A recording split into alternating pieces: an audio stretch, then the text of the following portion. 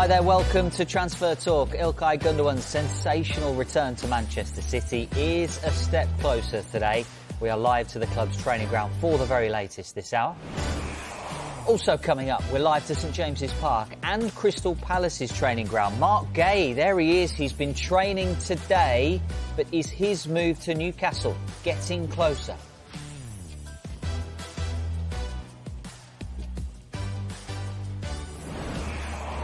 Ben Chilwell and Raheem Sterling aren't wanted by Enzo Maresca at Chelsea. We'll look at their potential options for the remainder of this transfer window.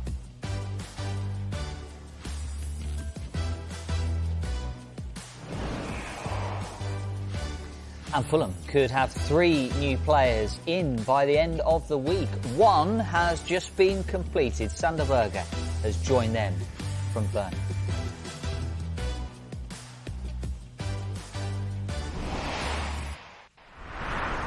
Welcome along. We have our guests with us, Sam Abasaki, Olivia Bazaglo and Flex as well. We've got loads to come, including Manchester City and their chase for İlkay Gündoğan. We're going to start, though, at Crystal Palace and the potential sale of a couple of their key players, including Marc Guehi. Paul Gilmore is live at their training ground for us. Paul, good to see you. Where do we stand this afternoon, and what's Palace's stance on Marc Guehi?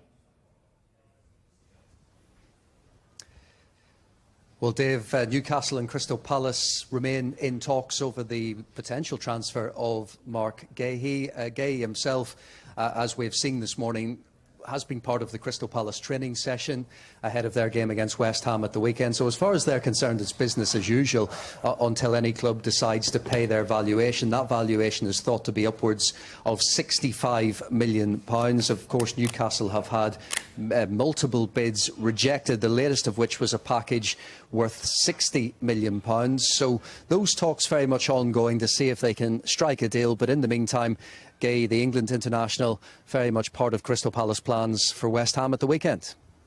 And we know Oliver Glasner likes to play 3 at the back, but 2 of his starting defenders could be on the way out, with Joachim Andersen looking set to leave. Yeah, and this is something you look at from the outside and you think Guehi, Andersen, they've been such a part of this Crystal Palace team for so long that this is quite a drastic change, isn't it, to see not just 1 but 2 experienced players potentially leaving. Certainly it feels more likely in Andersen's case at the moment. He wasn't involved in the training, the part of the training session that we've just watched. That's because an agreement has been found between Fulham and Crystal Palace for the transfer of Andersen. That fee in the region of £30 million, that deal. He began his medical yesterday, really the 3rd time. Lucky for Fulham, having seen 2 previous bids rejected. And Marco Silva is quite comfortable and confident that Andersen will actually be in the Fulham squad as they prepare for their game against Leicester City at the weekend. So where does that leave Crystal Palace? Well, Guehi doesn't feel as close as Andersen and therefore could well be in the squad for West Ham this week. They've also got players who can play in those central areas. When you think of Richards, Holding, Lerma has played in there before, Riyad, even Joel Ward, very versatile. But maybe looking further ahead, Oliver Glasner, he's already, and I think we've seen it in the squad this summer, already brought in at least 1 player he's managed in the past. And I just wonder, given the links with certain players that he managed at Wolfsburg, going further back in German football, players at Wolfsburg, players at Benfica, that he's been linked with this summer. I wonder, do they do the same and bring in a couple of replacements that he is used to as he tries to stamp his authority on this team.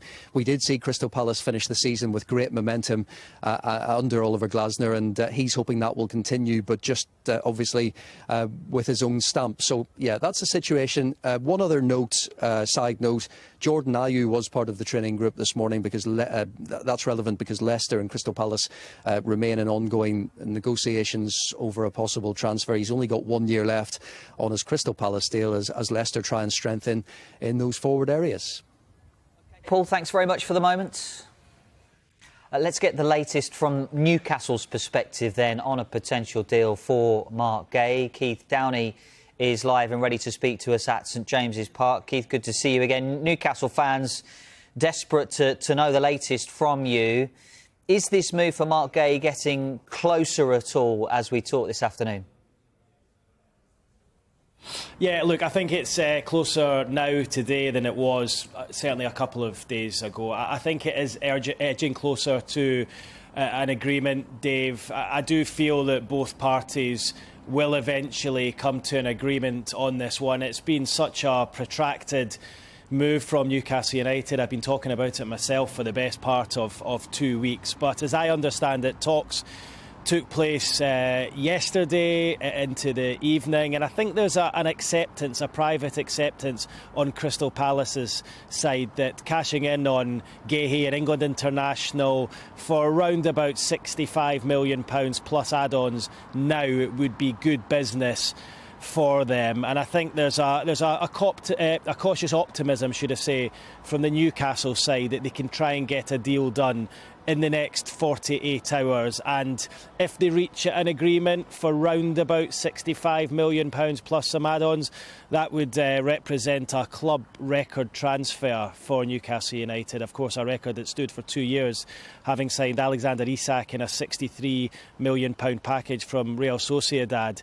And it would be a piece of star business for them, a player that they've wanted for some time, and a player who could come right in and improve their starting 11. So while I'm not saying it's close, Dave, it's getting closer, and I do believe the two clubs will come to an agreement because I think it suits both parties. What will be interesting, and listening to Paul Gilmore there at Palace just a few minutes ago, what will be interesting will be that if an agreement is not reached by Saturday, whether Mark Guehi is in that Crystal Palace squad for their match at the weekend, because that could be telling.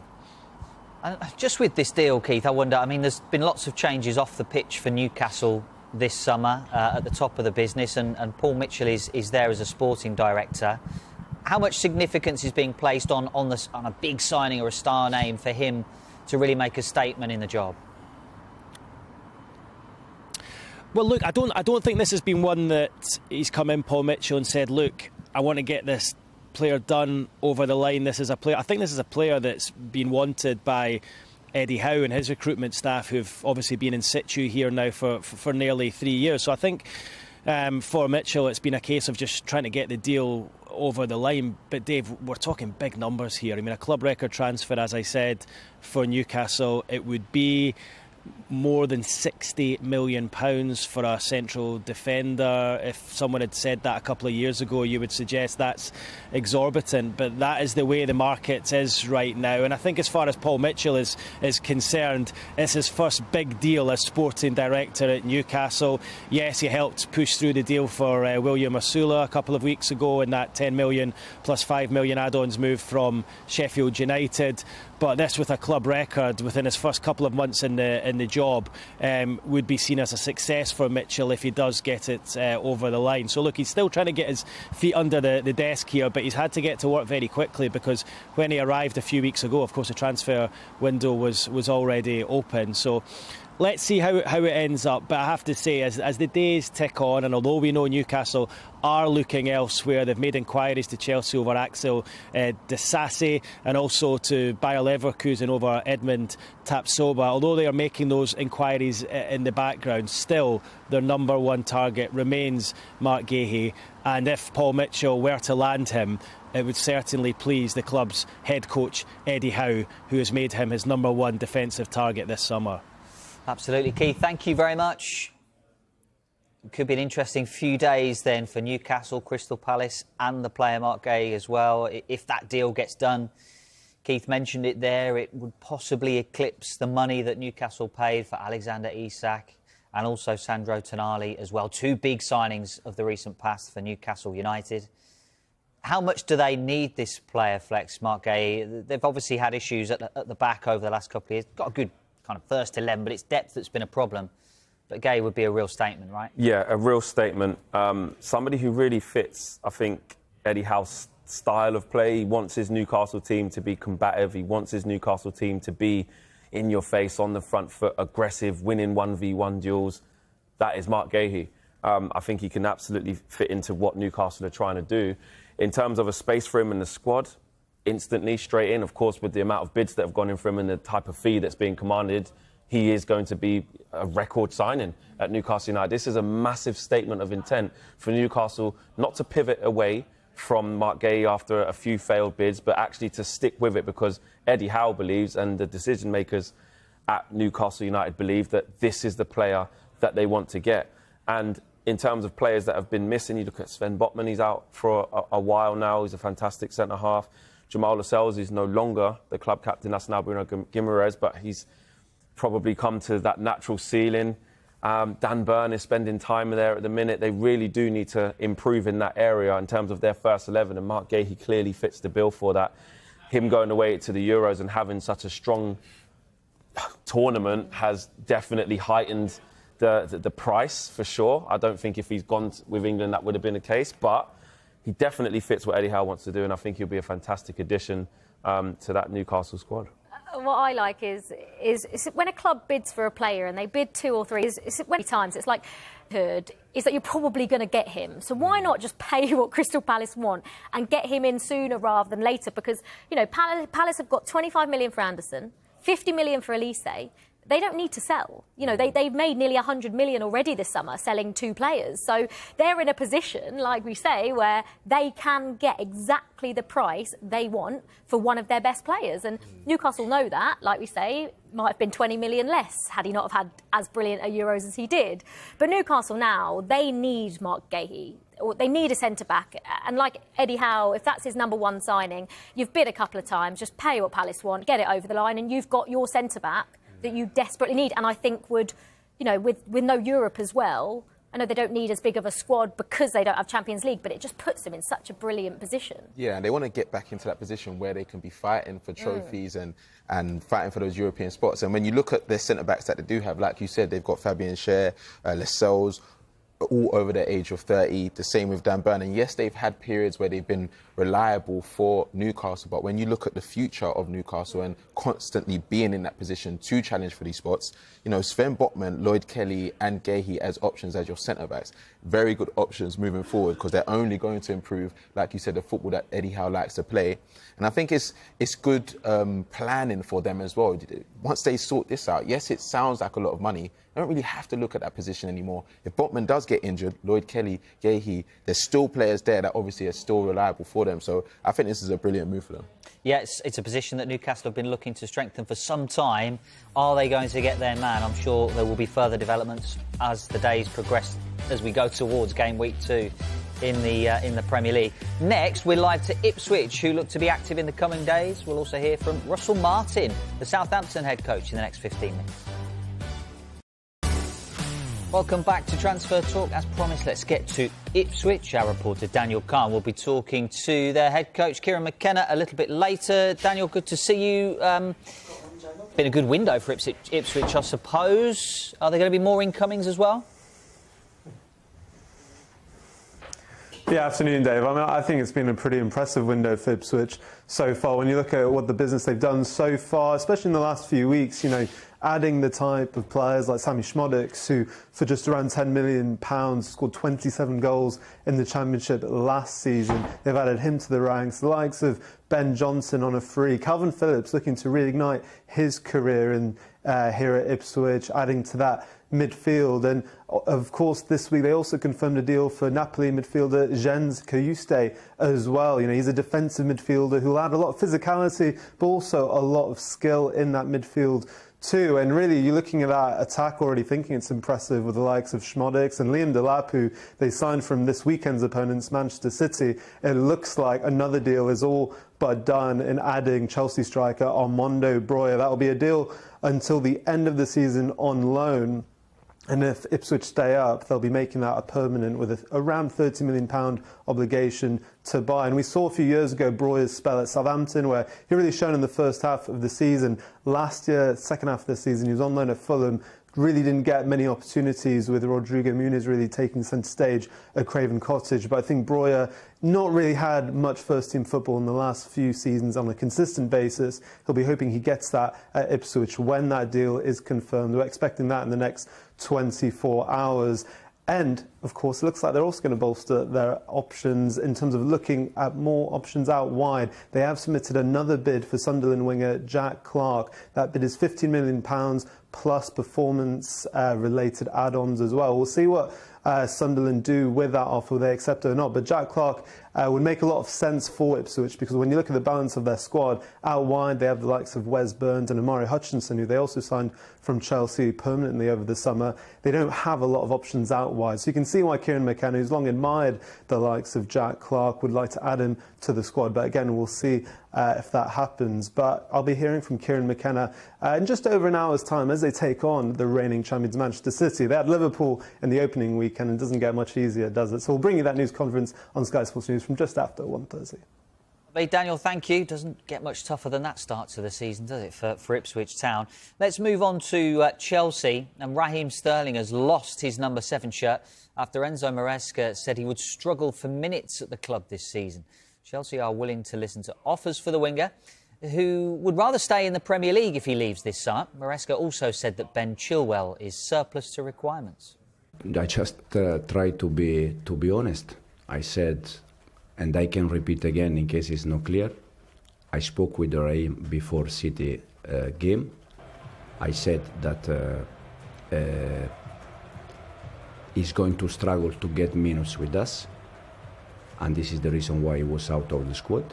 A big squad, and for me it's impossible to give all of them minutes. So some of them, if they are looking for minutes, probably it's better to leave. And in case they don't leave, they have a contract here and they are Chelsea players. I'm working in this moment with 21 players.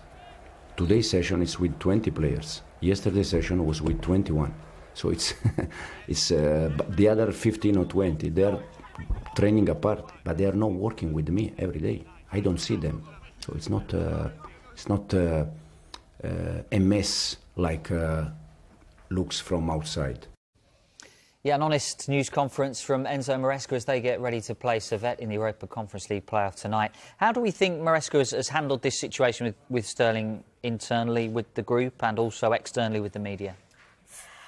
I don't know whether I feel sorry for him a little bit.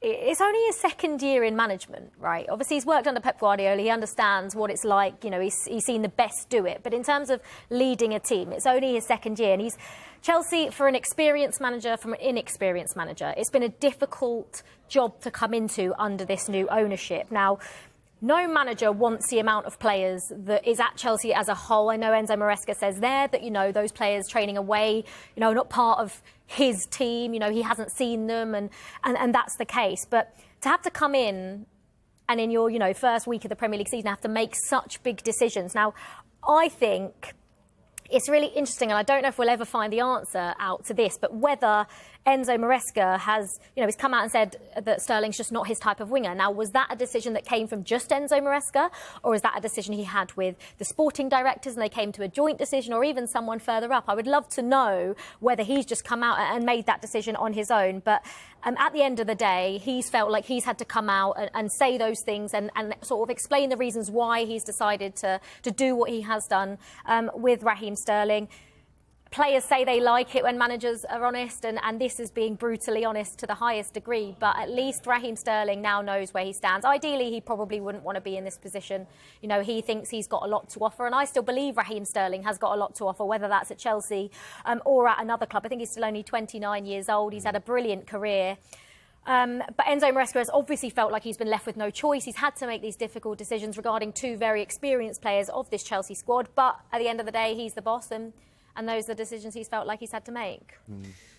Sterling wants to stay in the Premier League, and ideally a permanent transfer away rather than a loan deal. How do you see this situation playing out in the final week and a bit?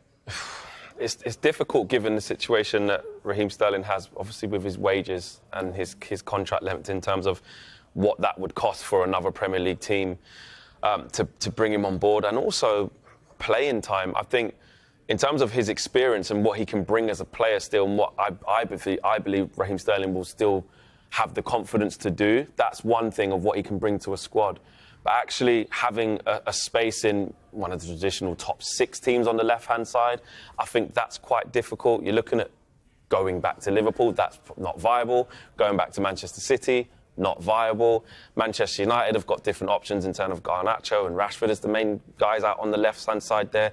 even if you go to Newcastle, they've invested heavily into Anthony Gordon and, of course, Harvey Barnes to come in that side as well.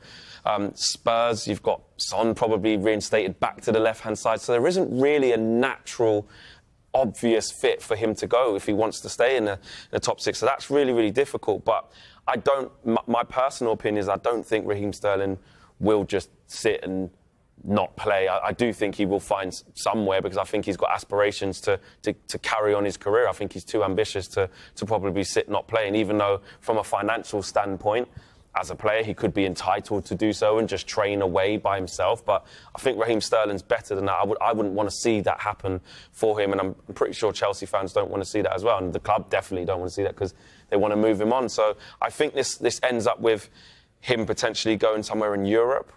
Again, though, we've had Kevin Hatchard on the show many times, and he's spoken about how difficult it is for European clubs to flex financial muscles, considering how much money's in the Premier League versus what's out there in Europe. So it does leave Raheem Sterling in a difficult position. I think he has to reevaluate, obviously, a pay cut, but also at what level he wants to play. Does he want to still be competing for trophies, playing in Europe, playing in the Champions League? If he does, I don't believe that's going to happen in the Premier League. Yeah, I think it did slightly catch him by surprise in terms of how we saw the reaction to him not being in the squad, but also the fact that we know he came back from pre-season quite early. Enzo, during that time, he was talking about, him playing certain games. Yes, he didn't start, but he was still a part of what he was thinking to do going into the season. But then when you sign players like, Neto and João Felix, I think it's made pretty clear for him that you're not going to be a part of our plans. And obviously for a player like him, we know that he's got aspirations. He still wants to achieve more. He's always had a point to prove, because that's the type of player he is. So I think that it caught him by surprise, but I'm sure he'll be able to get over the hump. But this is going to be a big test for this, ownership now, because they've got a lot of players that they signed and are now trying to either loan out or move on permanently. And if they're not able to do that to that extent, then it will make people question what they're doing, and we're players that even at the club, like, where does my future stand moving forward? You talk about, this kind of fresh Chelsea strategy and this being the first test of it then. So, I guess from their point of view, they're signing players that are of a younger age profile, longer contracts, and now the test for them is the test for them to sell these players that they have at a good price. Is that the test by what you mean, the first? Yeah, I think so, but also how they deal with these situations, because obviously we've seen from the past situations this summer how Gallagher, even if we go back to Mason Mount as well, some of them, it's not been as desirable for the players, even for the management as well. And then the fans are questioning, these are players that we adored. So it's something that they're seeing and not necessarily liking the way the procedure's going. Yes, it is a business, and players are going to come in and they're going to leave as well. So I think it's quite difficult to see how they're going to be able to do that on a consistent basis with 1.5 weeks left, over 8 players that are in that fringe team where, they probably saw their futures at Chelsea, and now there's, Maresca's being honest and the clarity is clear, but it's still a difficult place for the club to be in, Maresca to be in, when he's also having to answer these questions, when he's still, having to focus on winning week in, week out. I feel like, just quickly, I feel like this isn't the end of the tough decisions. He's made those decisions on 2 very experienced players, and, there's players that are separating, that are training away from the squad that Chelsea are looking to get out. But also even next summer, you've got 2 of those South American kids coming in, Estavio, Kendry Paez. That's another 2 attacking players that you're adding to your team. And then is Enzo Maresca, if he is still a Chelsea manager, is he then going to have to make even more of these decisions? So we spoke about it earlier on Good Morning Transfers, that the players now currently at the club, even though they're on these long contracts, are probably thinking, well, if it can happen to someone like Raheem Sterling, who's had the career he's had and is the player he is, and even like someone like Conor Gallagher that's been at the club since, if it can happen to those players, it can happen to anyone. So I'm sure the players, even though they are on those long contracts, are probably thinking, well, it could happen to me at any time. Yeah, Chelsea in action this evening. You'll be able to keep up to date with it here with us on Sky Sports News. Next, we're going to talk Southampton. They're taking on Nottingham Forest this weekend in the Premier League. Russell Martin's coming up.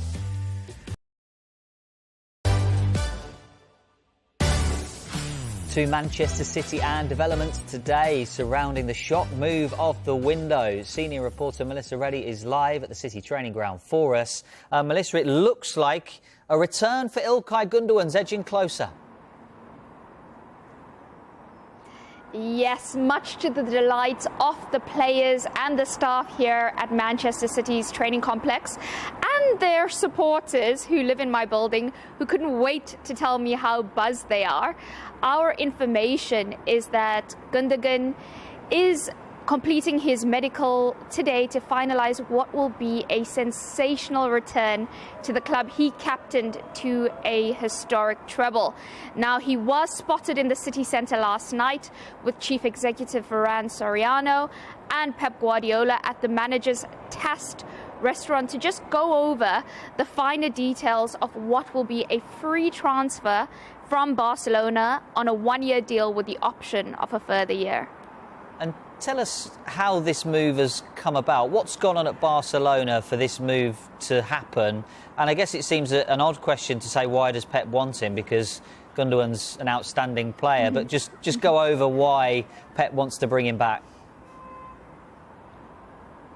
Yeah, Gundogan was actually Guardiola's first signing as City manager, and he was quite reluctant to let him leave last summer. The midfielder also felt that he had unfinished business at the club, but the issue was the contract offer on the table wasn't the length of deal that he wanted, and so he decided to pursue a fresh challenge with Barcelona, which was quite gutting for everybody involved, especially the dressing room here, because he's such a popular member of the team. But as it turns out, Barcelona, in financial disarray still, they have needed to drastically reduce their wage bill. And so they communicated to Gundogan that he is free to leave. That immediately sparked City into action, because this is an absolute no-brainer. Guardiola gets a leader, somebody who means so much to this club, who has contributed so much to the club, who is very responsible out of possession, provides clutch moments when he is on the ball. What is it? 304 appearances, 60 goals, 12 major trophies, which includes 5 Premier Leagues and the Champions League. He just knows how to deliver for City, so well versed to Guardiola's demands. And I can swear the feeling around this place, there's just such excitement, not just from everybody within this building, because they are very delighted that he's on the verge of returning, but just in the city centre, when you walk around, like I said, the City fans in my building, everyone absolutely buzzing, because this is such a good move. There's nothing not to like about it. Absolutely. Melissa, thanks so much for keeping us up to date there. Manchester City fans are buzzed. So does he go straight into their... Yeah, I think so. I mean, I feel like when I'm sitting here thinking about City's options, they're not the sort of team I sort of sit there and think about and go, oh, like, they don't have that many players in that position. I mean, it was KDB, Bernardo Silva and Mateo Kovacic that obviously started the game against Chelsea. Now, as much as Mateo Kovacic is brilliant, I probably wouldn't have him in City's strongest starting 11. Rico Lewis was drifting inside a little bit. We know he likes to play that inverted right-back role. Rodri, obviously, we can't forget about him. He didn't play, obviously came back after winning the Euros quite late and had a little niggle as well, so didn't make that Chelsea squad. He obviously comes straight back in, but it's hard to look at that City squad and the midfielders they have and think that Ilkay Gundogan doesn't go straight back in. I think the only way he gets benched is maybe if he's not fully fit. Maybe that's the only reason I could think of. They had James McAtee on the bench. No disrespect to James McAtee, but there's no way that he's getting in the starting 11 ahead of Ilkay Gundogan. I mean, Melissa said it there, the fans are right to be excited. I mean, it's just so annoying because they've got so many brilliant players already, City, and just to think they're bringing back one of their very best, and I think one of the most underrated City players in that squad of absolute superstars. I think he stood out. But But I still think he's underrated, if that makes sense. Yeah. And to bring back a player who's that good, who's got those moments in him that could be the difference between winning the league and not, I just think it's not fair. Even him going to Barcelona, he didn't really drop off his standards. I remember seeing a press conference after a game that they lost. Yeah. And the way he was talking about losing that game and the maturity that Barcelona need to have, you can tell he's still got that winning mentality. And speaking to Pep Guardiola, I'm sure that was a big reason why he came back. He knows how he's going to play in the team, what role he's going to play. And like they've said, it just adds to the competition, the quality that they already have. It's not fair. Listen to the two children. Do you think it's fair? You've spent loads of it. It's not fair. It's Do you not think it's fair? Honestly. Do you think it's It's fair? good for Manchester City. That Oh, yeah, good for them. classic. Good yeah, for them. Yeah, Good for them. yeah. City legend What going is back this? to City. What is Good this? for them. What is this fake flex? Good for them. You've got It's sat on not my fair. left-hand It's not side. In the fair. FA Cup, you're Honestly. forgetting. Who are you and what have you done with Flex? Yeah, So, exactly. Honestly, Yeah. it's not fair. So Gundogan having a medical. Any further updates, we'll bring them to you when we get it. Right, we promised you Russell Martin. Southampton getting ready to take on Nottingham Forest this weekend. Russell Martin's been talking to the media. Here he is. Afternoon, Russell. How you doing? Been a busy summer already in terms of incomings. Expecting a busy final week, and do you need to get players out before you bring players in, or is I what's the think situation? I said that in the last press conference. I think it's we have a squad at the moment, so we played 11 yesterday and this morning, and there's a couple of guys on the outside that we're swap in and out. So and they're not young guys; they're guys with hundreds of games under their belt. So I think it's only natural that we would probably have to lose a few to bring one or two in. And again, it depends on the circumstance, the timing of the player that we maybe want. And then, I think the urgency of it all and how important it is to us. So, but I think, in terms of incomings and outgoings, I would expect us to be still a bit busy between now and the end.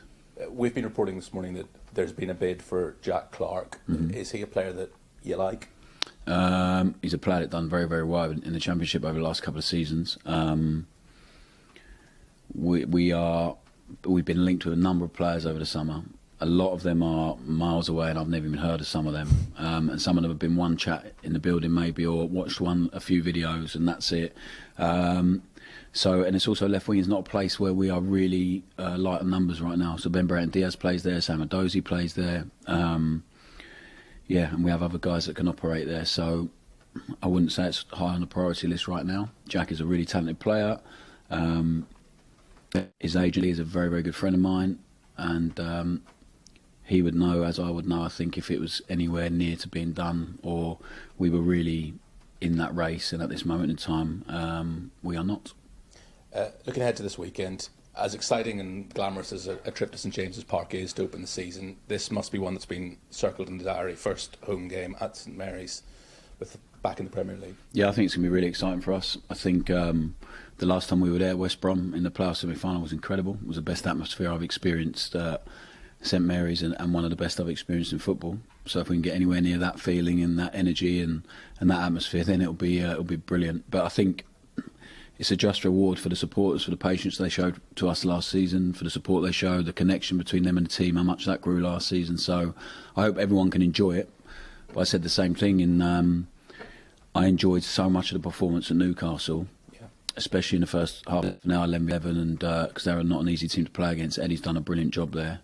But my overriding feeling was of frustration, disappointment, and hurt at losing. So if we can take the level of performance we had and use the anger and frustration we feel at the result from Saturday, then we can all feel much better after this Saturday and make the first game back in the Premier League at home something we remember fondly, because whilst I remember lots of the performance at Newcastle, it won't be with too much fondness because we lost the game. Russell Martin talking to Jamie Weir gave a pretty lengthy answer there on Jack Clark, a player who he knows well, so potentially one to watch there. Fresh developments this afternoon involving Kieran Trippier. We're told he's looking to leave Newcastle in this window to secure first-team football. We'll discuss that next. Welcome back to Transfer Talk. Let's just recap what we mentioned before the break there. Kieran Trippier is looking to leave Newcastle in this transfer window. It's in a bid to secure first-team football. The 33-year-old was an unused substitute in Newcastle's opening day win over Southampton. Trippier has 2 years left on his Newcastle contract and he's one of the club's highest earners, but wants now to explore new opportunities at this stage of his career. You might remember Newcastle turned down a £13 million offer from Bayern Munich for the England international in January. So 8 months ago, they turned down an offer for him, and now it looks like he would like to leave Newcastle in the next 8-9 days before the window closes. I mean, he was the first signing after the takeover. I mean, how much has he contributed to that side over the last 18 months? Yeah, he's been an incredible signing for them, and he almost kick-started their rise to getting Champions League football and what they went on to achieve. But it's so interesting to see, you know, almost how important they felt he was in January and saying no to Bayern Munich, and then now at this stage, this conversation being here. Obviously, one of the teams that we've seen links with is Everton, and I was interested in that because when I looked at Everton's right backs, they do tend to go for the more senior right backs. You know, obviously Ashley Young came in, he's 39. Seamus Coleman, he's still there, 35. Forever, same as Bond. Exactly. So it's interesting to see them going for him, but at the same time, they probably do want maybe experience. But I'm not sure where he could go in the Premier League. Obviously, he's still got the ability. We know what he's capable of doing. You know, going forward, he's incredible. He's done so well for England as well at left back and right back, or wherever they need to put him. So this is one that I'm interested to see how it plays out. I think wages are always going to be an issue. Like you say, he's one of the highest earners at Newcastle. Who is going to be able to afford, I mean, those wages? Obviously, at Newcastle now, Tino Livramento, who started over him in that win against Southampton, everyone knows how brilliant he is, and had he not have had injuries, he could have already been twice the player he is. So he quite clearly doesn't want to play second fiddle to a young right back, which is fair enough when you've had, you know, the career, and he's been successful, Kieran Trippier, in terms of the teams he's played in and how much of an impact he's had on those teams, I think has been really, really high. But again, where he goes, I mean, you mentioned him going forward, 10 assists and a goal in 28 Premier League appearances last season. So you can see the effect he has got, especially going forward. And like you say, we saw it for England as well. But does he stay in the Premier League? Obviously, we saw him go to Atletico, didn't we? Maybe it could be a move to Europe. But well, I don't think you can rule it out. I think one thing is Newcastle fans will hold him in high regard in terms of the leadership he showed through the club's transition into their aspirations of where they're at now, his versatility, and actually, even for someone like Tino Livramento to learn off Kieran Trippier, he's a La Liga winner. He's played in the Champions League. When those big nights happened last year under the lights at St James's Park in the Champions League, didn't faze Kieran Trippier one bit. He's been there and done that and got the T-shirt. So I think he was perfect for them in that element of where their development was. But I think now it looks like it's reached, again, a natural ceiling where Newcastle have been really good, actually, at this bit of... It was the same when Chris Wood arrived. It was the right time to get him then the right time to sell him to Forest and invest further. And I feel like that's what's happened here with Kieran Trippier. And he's clearly got aspirations to keep playing and should, because he's still got a lot to offer. Yeah, and obviously the World Cup's only in a couple of years. Now, we've seen he's been like a mainstay in that England team, albeit it was under Gareth Southgate. He was one of his favourite players, you know, playing him at left back over naturally sided left backs.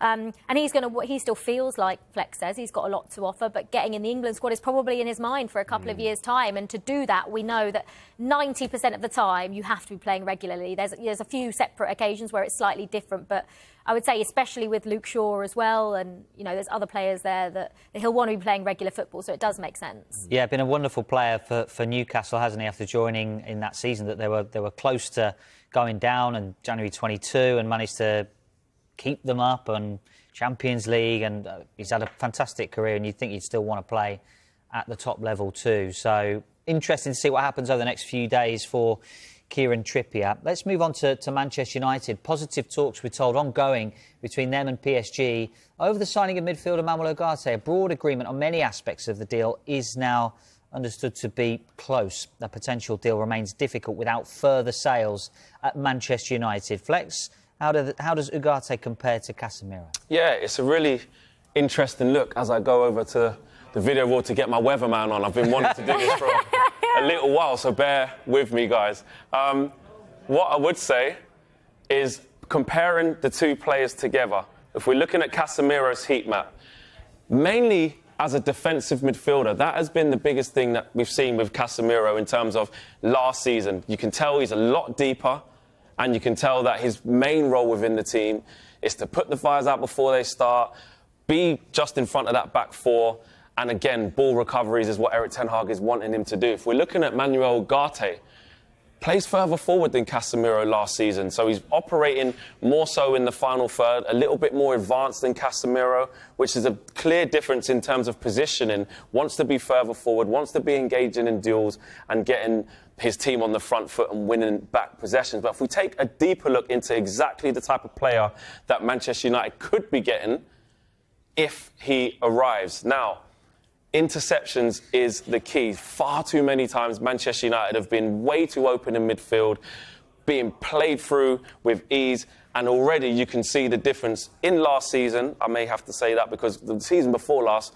Casemiro was actually very good, but a clear difference for Manuel Ugarte there. In terms of tackles per game as well, Manuel Ugarte just shading that. If we're looking at the amount the player has dribbled past as well, now Casemiro really struggled with that last season in particular. I think him back to the game at Crystal Palace where Michael Olise just dropped his shoulder just a little bit. Casemiro went flying in. That was something that we've seen at Manchester United with Casemiro last year in particular. That happens less with Ugarte from last season. In terms of the ground duels one, this is a big one as well. Winning the ball back, winning his duels, and the amount of time he loses possession. Now, you could argue that Casemiro maybe being on the ball a little bit more, trying to be a little bit more expansive and try more things is a reason why he may lose possession more than Ugarte, but it's nearly half less, and that is a big tick in the box of Manuel Ugarte. Fouls by opponent. He's fouled more so when he's trying to progress the ball and bring the ball out of midfield and progress up the pitch. Opponents are fouling him, so again, that's another tick. I think it's clear to say that you have to take things in consideration in terms of the league they've been playing in, Liga compared to the Premier League. PSG going to see a lot more of the ball, more settled team, etc., etc. But you can clearly see the profile of the player that Manchester United are trying to bring and how it could maybe complement the likes of Kobbie Mainoo and Bruno Fernandes. Oh, that was top class. We tried to block you off, didn't we? But I would not be stopped. Block, but you just kept on going. I'm a big fan. I wonder then, particularly with the heat map there, and Ugarte clearly playing further forward and kind of stopping a counter-attacks at source, essentially. Do you foresee him doing that same role for Manchester United? We know Erik ten Hag wants to press high, and we can talk about the kind of gaps that can be left behind, but he wants to press high. So is that going to be Ugarte's role to kind of stop counter-attacks at source? I think so. I think that's exactly what Manchester United need. Kobbie Mainoo is fantastic with the ball at his feet, wants the ball all the time, can take the ball under pressure, can progress the ball. I'm not going to overhype Kobbie Mainoo, but he can do it all, right? Bruno Fernandes, you want him at the top end of the pitch, almost like a second striker, you know, feeding your attackers, which leaves this big hole in Manchester United's side, which Casemiro, with the experience that he has, can navigate to. And it's important to say that Casemiro in his first season was very, very good. He was doing the things that you would ask. But last season there was a big drop off there, and hopefully there is that redemption arc. But it's all about the options. Scott McTominay not naturally suited to that area of the pitch. Sofiane Amrabat is not there anymore. Christian Eriksen again. Definitely not a combative type of midfielder, more of a possession-based midfielder.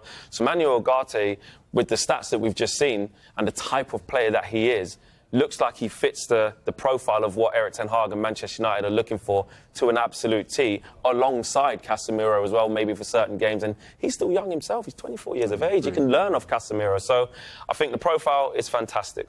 OK, thanks very much to Sam, to Olivia, to Flex. Great to have your company with us today. Good morning, Transfers is back. Same time, same place, tomorrow morning. Do join us from 9 a.m. And then Transfer Talk is also back tomorrow from midday.